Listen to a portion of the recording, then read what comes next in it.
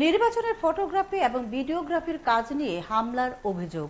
ঘটনা খোয়াইয়ে সোমবার রাতে খোয়াইয়ে বাদলদের বাড়িতে আক্রমণ করে দুষ্কৃতীরা প্রথমে তাকে ফোন করে প্রাণনাশের হুমকি দেয়। তার কিছু সময় পরে হামলা চলে। তিনি অভিযোগ করেন প্রসেনজিৎ দাস এই ঘটনার সাথে জড়িত। বাদলদের এখন সুষ্ঠু বিচার চাইছেন।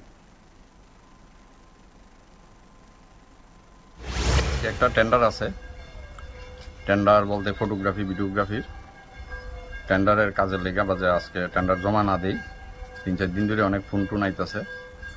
আর কালকে বিকাল 4টার পর একটা ফোন আইছে, এটা তো হুমকি টুমকি দিছে, ফোন নাম্বার আমার দ্বারা আছে, নাম নাই। আর কালকে রাত্রে 11টার পর একটা ফোন আইছে, বিশ্রী ভাষায় গালাগালাজ করছে এবং প্রাণ নাশের হুমকি দিছে। এরপরে 10 মিনিট পরই একটা বাইক আইছে রাত্রে 11টার পরে, আয়া বাইকটা দাঁড়াইছে ক্লাবের সামনে, দাঁড়াইয়া একজন কইতেছে কোন বাড়িটা করে আয়া ধুম কইরা পাথর দিয়া ডিলাইছে, আমার জানলা জুলনা ভাঙছে, ঘরের ভিতরে ইটের টুকরা টাকরা পড়ছে। এটার মদত দিতেছে গেছবর্ষর বিধানসভার সময় এই প্রসেনজিৎ দাস নামে, তার ডাক নাম হয়েছে সেবা। হ্যাঁ আমার দোকান আয়া হুমকি টুমকি দিছিল অনেক ধরনের, আমারে মেরেটে লাইব কইরা।